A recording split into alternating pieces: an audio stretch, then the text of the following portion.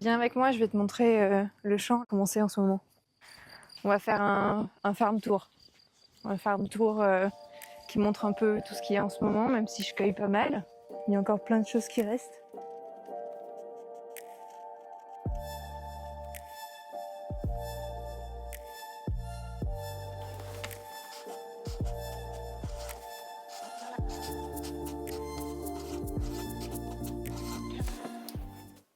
Elle était toute blanche avant.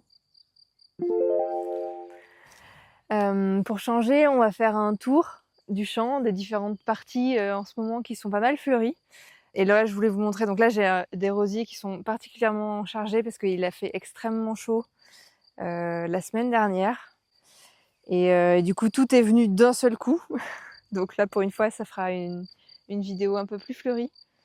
Donc ça, c'est un rosier. Bon, bah là, je vais, je pense, tailler tous les boutons. Ce week-end, il y a plusieurs mariages, donc je pense que je vais un peu l'utiliser. Et je voulais vous montrer aussi celle-là, elle est vraiment très belle. Les pétales sont assez intéressants, ils sont dentelés sur le bord, ce qui est assez peu fréquent pour une rose. C'est assez joli. Elles tiennent très bien, celles-ci en vase. On me demande souvent les variétés que j'ai au champ. Et j'ai arrêté en fait de mettre des étiquettes et des tags parce qu'il y a tellement de choses différentes que avec la météo, les écritures disparaissent ou les chats jouent dedans. Donc j'ai arrêté. Par contre, j'ai un fichier informatique sur lequel je note tout. Là, en l'occurrence, j'ai plus la variété en tête. Donc bah là, il y a tous mes rosiers, quelques feuillages, les iris, c'est assez intéressant aussi. On l'a vu la dernière fois. Donc ce sera tout dans la même vidéo. Mais je voulais vous montrer, c'est intéressant, c'est l'étape d'après. C'est ce qui moi m'intéresse maintenant. Donc ça veut dire qu'ici, on a une fleur qui a été pollinisée, qui a été croisée avec une autre fleur, un autre iris, par un pollinisateur quelconque, hein, que ce soit une mouche ou une abeille ou même, on n'imagine pas, mais j'ai pas mal de punaises aussi dans le champ. Les punaises pollinisent, les bourdons pollinisent, enfin ça peut être plein de choses. Là, j'ai laissé plein de fleurs comme ça, vraiment finir leur cycle, et on voit que les boutons floraux qui ont été pollinisés, il y en a pas tant que ça. Parce que les iris, c'est pas automatique. Clairement, là, on voit sur toute une variété, il y a très peu de boutons qui ont été pollinisés où les graines arrivent. Et toutes les variétés de fleurs aussi n'ont pas la même capacité à produire des graines. Donc là, je suis assez contente, je vais pouvoir faire mon test d'hybridation. Et donc ça, c'est des graines que je vais récupérer cet automne et que je vais semer et qui donneront des fleurs dans 3-4 ans. Donc là, ça, c'est d'autres rosiers. C'est les tout premiers que j'ai plantés à la ferme quand je suis arrivée en 2020. Et j'ai différents types de roses parce qu'elles peuvent servir à différentes choses. Là, en l'occurrence, ce sont des fleurs ouvertes, très ouvertes, type vraiment la rose basique, un peu églantier. Je crois que celle-ci, c'est les Yanarthus Bertrand.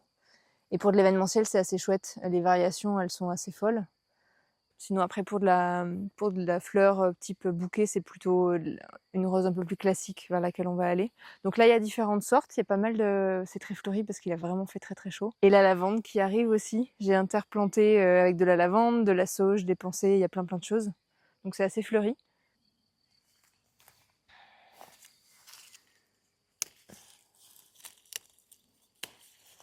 Ouais, il y a eu beaucoup de dégâts de chenilles aussi là. Ce début de saison. Beaucoup de pucerons. J'avais jamais autant vu de pucerons, je pense, depuis que je suis à la ferme. Mais il y a eu énormément de coccinelles aussi, de larves et de cirfes divers et variés qui sont arrivés et qui ont aidé à un peu contrôler l'invasion. Eh bien, on va aller dans l'autre bloc. Les Nymphophias qui arrivent dans le bloc qui est là. Donc là, il y a une quantité assez folle de choses très diverses et variées. On a des delphiniums, des digitales, des géraniums, de l'alchémille mollis, des anémones du Japon, du phlox. C'est des choses qui sont pérennes. Le phlox existe aussi en annuel, je l'ai de l'autre côté.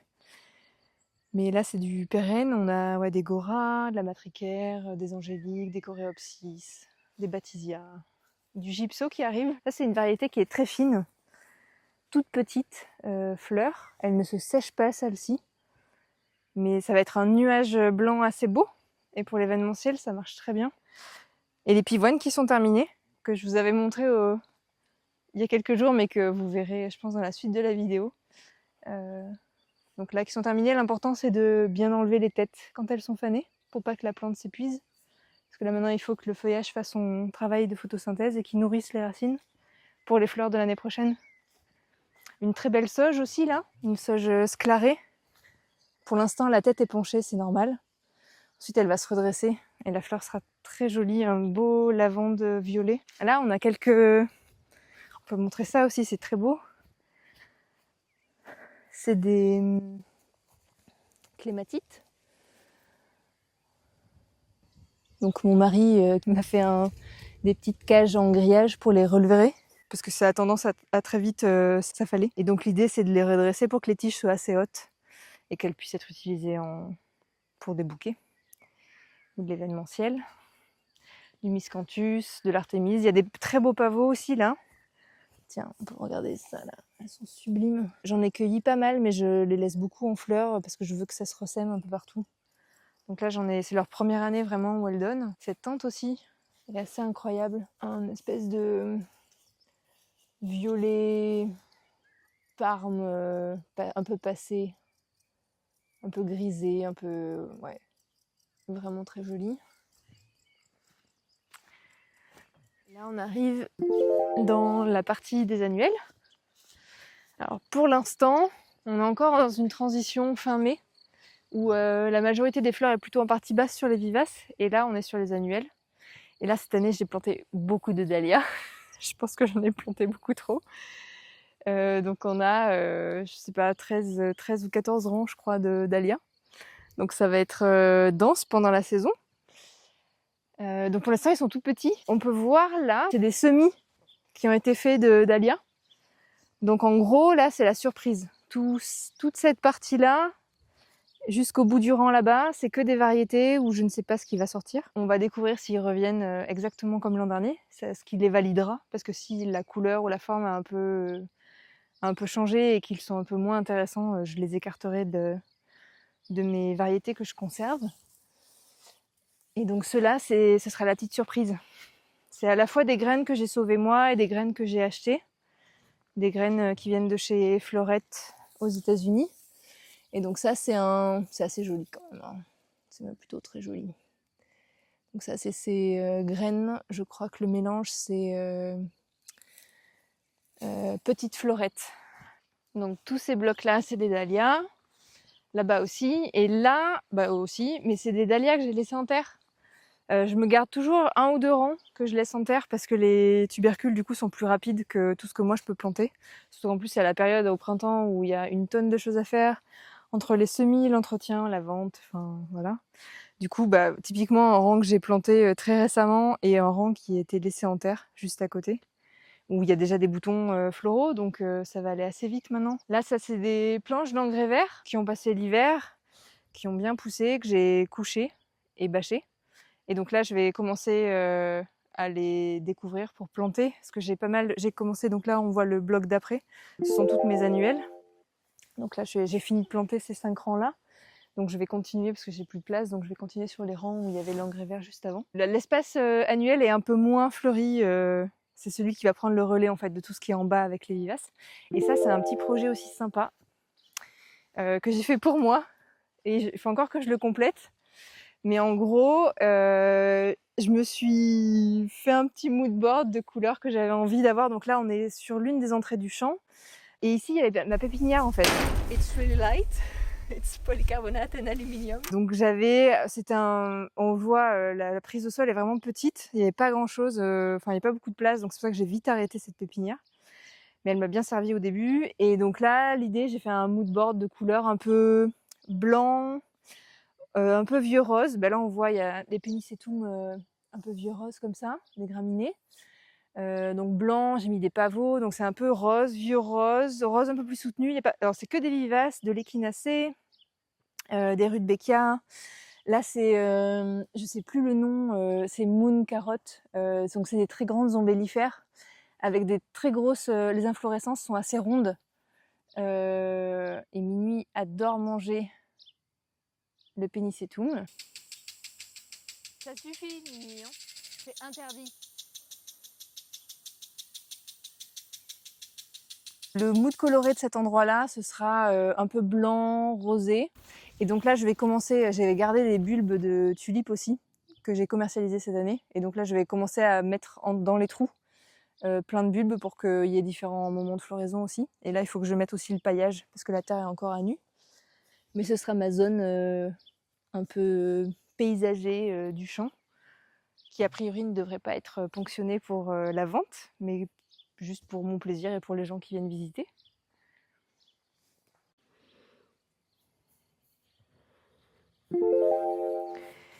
Et ici, c'est l'un des premiers éléments paysagers que j'avais fait du champ. Donc il y a un banc sur lequel je ne m'assois jamais. Il y a un pois de senteur vivace. Ouais, ce qu'on voit là, c'est une abeille charpentière, il y en a beaucoup dans le champ. C'est des très grosses abeilles très noires avec des reflets bleutés sur les ailes. Donc un pois de senteur vivace et ce jasmin odorant qui est légèrement rosé. Le but c'est qu'il remplisse toute l'arche. Et derrière on a une mûre sans épines, donc j'utilise le feuillage et je mange les fruits. On va aller voir les feuillages derrière les tunnels. Ça, c'est une allée que j'ai implantée il y a 2 ans, je pense. C'est un mix de différentes choses. Je m'en sers pour le feuillage, pour les fleurs quand il y a les fleurs, et pour les petites baies qui arrivent après les fleurs, qui sont très jolies aussi. Pour briser le vent. Et pour briser le vent aussi, effectivement. Parce que l'idée, c'est qu'il y a un vent d'ouest très fort, et donc tout ce qui est là est très exposé. Donc ça va faire un petit mur qui, je pense, va bien fonctionner. Et là, je suis en train de réfléchir aussi à implanter d'autres arbustes à différents endroits, parce que je trouve que toute cette zone-là est beaucoup trop exposée en termes de soleil. Et il faut que je casse davantage et la chaleur écrasante de l'été et le vent quand il y en a. Donc ça, c'est une fin de tunnel, c'est beaucoup moins sexy. Il y a encore plein de choses qui continuent de donner, là, ce qu'on voit ici sur la gauche. Donc là, on a un engrais vert qui est en train d'être terminé, dans lequel... donc là, je vais retirer la bâche et je vais planter des planches pour cet été. Ici, on a un rang de différentes choses qui est en train de se terminer. Donc là, il y a des œillets qui donnent encore pas mal. Après, il y a des bleuets, il y avait de l'orlaïa, il y a des scabieuses, agrostéma. Enfin, il y a vraiment plein de choses. Donc là, c'est un peu sur la fin. C'est des choses qui ont été implantées à l'automne dernier. Donc c'est ce qui me permet d'avoir des choses assez rapidement en début d'année, puisqu'en plus c'est sous tunnel, donc c'est bien protégé. Ça, c'est un rang de renoncule que je suis en train de retirer. Pareil, je vais semer un engrais vert pour nourrir la planche. Et ensuite, il y aura une culture pour cet automne, pareil, qui va passer l'hiver et qui arrivera tôt l'année prochaine. Et ça, ce sont mes rangs de chrysanthèmes que j'ai toujours pas fini d'enlever. J'ai déjà fait les boutures. Et mes chrysanthèmes, les nouveaux de cette année, vont être implantés dans cette nouvelle planche-là. Et ça vous permet de voir aussi que parfois, tout n'est pas très beau. Mais ça fait partie du cycle. Et là, c'est mon tunnel qui commence pas mal à se vider, ma partie pépinière, parce que j'ai pas mal implanté de choses dans le champ. On a les pois de senteur qui sont sur la fin, que je vais laisser arriver en graines, parce que je veux les vendre. Et après, il y a différentes cultures aussi qui sont en train de se terminer. Avec ces beaux yeux de chat qui font des conneries. Bah ça, ce sont les boutures que j'ai faites. Et donc là, ça va être l'heure de les planter. Donc j'ai prélevé les plants que j'avais déjà dans mon rang pour en faire des nouvelles. En fait, ça me permet de faire une rotation. Je pourrais laisser les chrysanthèmes en place. Là, ils sont encore en place et je pense que je vais utiliser les fleurs qui vont pas tarder à arriver parce qu'il y a toujours une petite floraison en juin. Mais ceux-là, ce sont mes plants de cet automne. Pour faire une rotation dans le champ et qu'il n'y ait pas la même culture sur la même planche pendant plus d'une année, parce que dans le tunnel, la terre est vraiment beaucoup plus sollicitée qu'en extérieur, je préfère faire une rotation et les déplacer de temps en temps. Donc ça, ce sont mes petites boutures. Et là, des rangs qui se terminent à nouveau. Donc les pois de senteur, ça y est, des gousses sont en train d'apparaître. Donc là, je vais venir taguer toutes les variétés que j'ai pour pouvoir être sûr que les graines que je récolte, ça correspond bien à la fleur qui est... à la nature du plant. Et donc ça, c'est toute la partie... Je pense que c'est les derniers blocs que j'ai créés.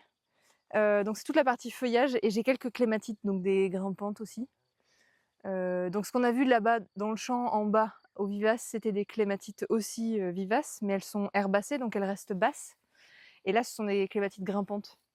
Donc là, j'ai cette variété qui est très jolie. Et j'en ai d'autres qui sont un peu plus rares à l'arrière. Donc ça, ce sont des feuillages différents, des feuillages fleuris à différents moments. Il y a des choses très précoces en fin d'hiver, début de printemps, et des choses qui arrivent plutôt maintenant. Et donc ça, c'est une autre variété de clématite qui est vraiment très jolie, qui a un cœur ocre à l'intérieur et légèrement violacé à l'extérieur, violacé brun. Ça, c'est une variété assez chouette. Et c'est Ça s'accroche très solidement au grillage. Donc pour les cueillir, c'est un petit peu sportif, mais voilà. Et ça, ce sont des nouvelles variétés que j'ai implantées cette année. Donc voilà pour cette première partie de vidéo, je vous montre un peu tout ce qui est en fleurs en ce moment dans le champ. Dans la seconde partie, on va parler de pivoine et d'iris et je vais vous montrer différentes choses sur la cueillette, sur les graines, l'hybridation, sur différentes choses autour de ces deux thèmes-là. Donc aujourd'hui, je vais repiquer les iris. Donc dans l'épisode 1, je vous avais montré ce pot. Donc c'est toujours le même, où il y avait 7 iris à l'intérieur, qui sont des Pacific Coast, c'est pas des Germanica. Et donc ça, je suis partie de semis. Et l'idée, c'est que maintenant que tout le monde a germé et qu'il y a à peu près 4 à 5 feuilles par pied, il faut les repiquer parce que maintenant, il n'y a plus assez de place pour eux. Donc là, je vais les repiquer dans un godet séparément. Et donc, comme j'ai jamais fait et que j'ai jamais cultivé moi-même d'iris Pacific Coast, j'explore. Donc j'ai fait un mélange de mon terreau habituel de repiquage, qui est un terreau qui garde bien l'humidité, que j'ai enrichi d'un peu de vermiculite pour que ce soit à la fois plus léger, mais que l'humidité reste quand même un peu ambiante, parce que les iris aiment bien avoir le pied frais, mais pas trop humide. Donc c'est un peu compliqué parfois. Donc je sais pas, je fais un test avec ça. C'est dans ce substrat-là qu'ils ont germé, donc je me dis que probablement ils seront contents d'avoir la même chose par la suite. Et donc là, je vais découvrir avec vous comment ça se passe au niveau des racines.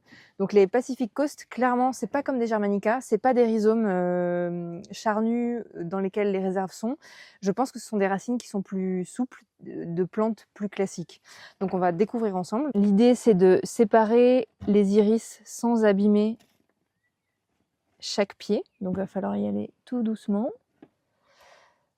Et donc on va regarder comment chacun peut être divisé. Et ça va pas être évident parce qu'ils ont déjà pris pas mal de place chacun. Donc au niveau des petites racines, ça va peut-être être un peu... Donc là, lui, il va par là-bas. Là, on en a un plus petit qui devrait être plus facile, qui sera presque un peu jeune pour être repiqué parce qu'il a que 2 grosses feuilles, on va dire, et 2 plus petites. Donc le but du jeu, c'est d'essayer de les séparer sans casser trop de petites radicelles pour que la réinstallation puisse se faire rapidement et facilement pour eux. Donc là, j'en ai un premier. Donc on voit que les racines, typiquement, c'est pas du tout comme les Germanica. C'est vraiment un réseau de petits filaments, plus ou moins épais. Donc là, l'idée, ça va être de garder le maximum d'éléments intacts pour la transplantation.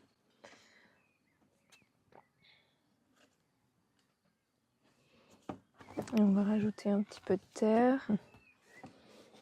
Et l'idée aussi là, c'est de respecter la manière dont ils étaient naturellement dans le pot de départ. C'est-à-dire que ce qu'on voit qui est blanc ici, cette partie-là était aussi sous terre. Donc il faut bien veiller, je pense, à la remettre, à la recacher un tout petit peu sous le substrat. Donc là, je vais finir par un petit peu de ça. Donc ça y est, le repiquage est terminé. Donc j'avais très peu de semis au départ, j'avais que 8 graines. Les 8 ont germé, mais il n'y en a que 7 qui ont réussi à passer le cap de l'hiver. Et donc là, l'idée, c'est qu'ils vont passer à nouveau toute cette année en pépinière pour qu'ils soient suffisamment forts ou à mettre en pleine terre cet automne, ou à mettre en pleine terre au printemps prochain. Ça va dépendre vraiment de la façon dont ils vont reprendre, parce que les iris Pacific Coast sont très sensibles à tout ce qui est gel, froid, humidité, et comme les hivers maintenant sont assez imprévisibles, je préfère qu'ils aient un bon système racinaire qui soit assez costaud pour pouvoir résister une fois qu'ils seront en pleine terre et qu'ils seront moins protégés. Donc là, ils ont été semés fin octobre l'an dernier, donc 2024, potentiellement toute cette année en pépinière, une année entière en terre, et peut-être l'année d'après, je verrai les premières fleurs. Et donc là, pour les premières fleurs, donc je vais vous montrer ensuite dans le champ, j'ai des iris, des Ensata, des japonais, des Siberica et des Germanica. Donc je vais vous montrer les différences entre les fleurs. Et donc moi, je me sers des iris en tant que fleurs coupées, ce qu'on a un peu moins l'habitude de voir. Mais en fait, les tiges souvent présentent entre 4 et 6 boutons, on va dire, par tige. Et donc il y a une espèce de rotation entre les fleurs, elles s'ouvrent, en général elles durent 1 ou 2 jours épanouies, et ensuite il faut les enlever, parce que c'est ce qu'on voit là en fait. Elles viennent toujours par paires, donc vous avez ici la fleur principale et ici la seconde, donc il faut venir délicatement casser celle-ci. sans abîmer la principale. Et vous aurez le même phénomène sur les tiges du dessous. Là, en fait, vous avez la suivante qui est déjà en préparation, celle-ci qui est en train de s'ouvrir. Et comme ça, vous avez une succession de fleurs sur une semaine entière.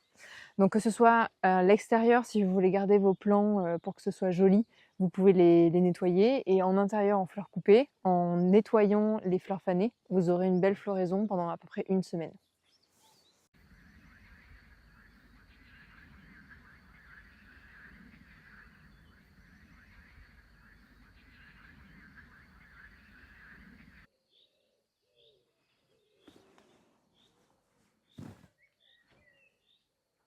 Donc là, on est dans mes rangs de pivoine. J'ai des variétés de différents types. J'ai des arbustives et des herbacées. Donc les herbacées, c'est des variétés dont le feuillage va réapparaître chaque année. Elles disparaissent complètement en hiver. Les arbustives, en général, comme son nom l'indique, elles deviennent un peu arbustes. Donc elles ont les tiges sont plutôt ligneuses en bois. Et après, il y a une variété qui est entre les deux, qui s'appelle Ito, qui est un croisement en fait entre arbustive et herbacée. Et du coup, ils ont pris les meilleures qualités des deux familles pour pouvoir créer des choses un petit peu hybrides, un peu intéressantes. Donc là, ce que je vais vous montrer, c'est différentes choses sur les pivoines. Donc le stade de cueillette, si vous voulez les cueillir pour les avoir en intérieur. Et ce que vous pouvez faire aussi pour avoir des boutons un peu plus gros, chose qu'on retrouve aussi sur les dahlias. Les pivoines, en général, on a pour habitude de dire que quand on les cultive pour les faire en fleurs coupées, il faut les laisser pendant 3 ans sans y toucher, donc 3 saisons complètes. Donc là, moi, je suis dans ma 3e saison, donc normalement, je suis pas censée les cueillir, mais les 2 premières années, j'ai été hyper rigoureuse. J'ai absolument coupé tous les boutons dès qu'ils arrivaient. Et j'ai pas cherché à avoir. J'en gardais juste un pour vérifier que la variété correspondait bien à ce que j'avais acheté, mais j'ai tout coupé assez systématiquement pour que le pied en fait puisse garder toutes ses forces pour les racines et pour s'implanter. Donc le but à la fin, c'est d'avoir un pied suffisamment volumineux avec suffisamment de feuillage pour qu'il puisse supporter de la coupe. Donc là, je suis en train de cueillir des tiges pour les vendre. Donc la tige, comment elle se présente. Donc, en général, il y a parfois des boutons secondaires, donc qui sont en dessous du bouton principal. Ce qu'on fait, c'est qu'on va les supprimer. En général, on les supprime même bien avant que le bouton devienne aussi gros pour favoriser le bouton principal et qu'il soit plus volumineux. Et donc, quand on coupe une tige, on essaie de couper juste au-dessus d'un set de feuilles, parce que le but du jeu pour les pivoines, c'est vraiment de laisser un maximum de feuillage sur le plant, parce que c'est le feuillage de 2025 qui va faire la fleur de 2026. Parce que c'est lui qui va emmagasiner toute la force pour le plant, et en fait, les racines ensuite vont produire de nouvelles tiges l'an prochain. Donc, on comprend assez facilement, donc la tige est d'une taille assez correcte, mais elle n'est pas immense.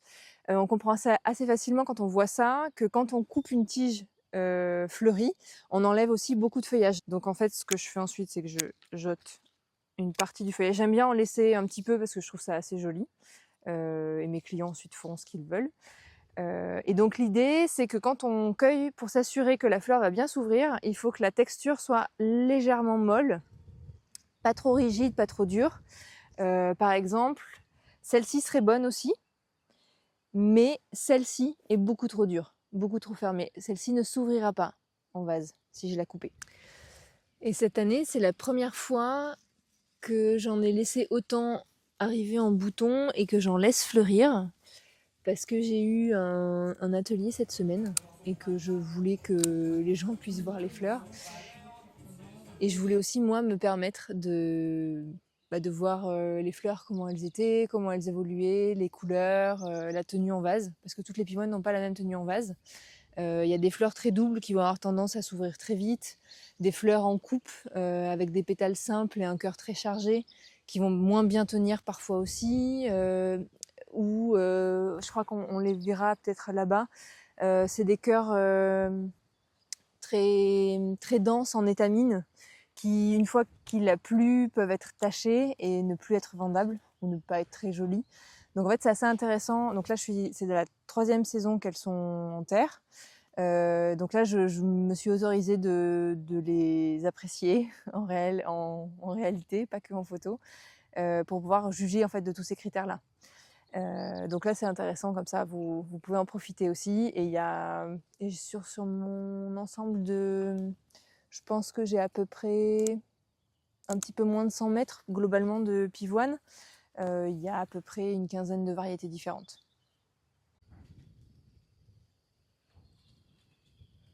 C'est intéressant aussi parfois les petites variations. Là, probablement, la pivoine d'origine doit être d'une couleur assez rose soutenue. Et le gène doit être assez fort, puisque du coup, il est revenu sous cette forme-là. Et une fois que toutes les feuilles... là, j'ai oublié d'enlever la tête. Donc du coup, elle a produit des graines qu'on voit ici. Elles sont légèrement rouges. Et donc ça, c'est le stade juste avant, une fois que tous les pétales sont tombés.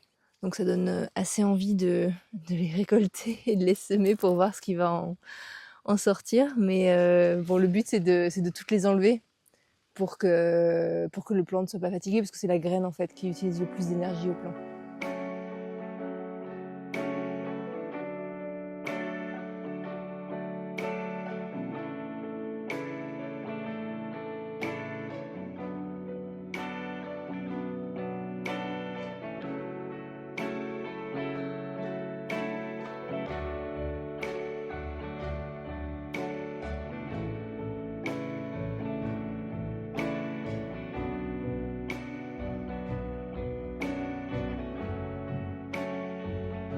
Si vous avez aimé cette vidéo et souhaitez soutenir ma chaîne, n'oubliez pas de liker, commenter ou partager et abonnez-vous pour suivre la ferme au fil des mois. À bientôt!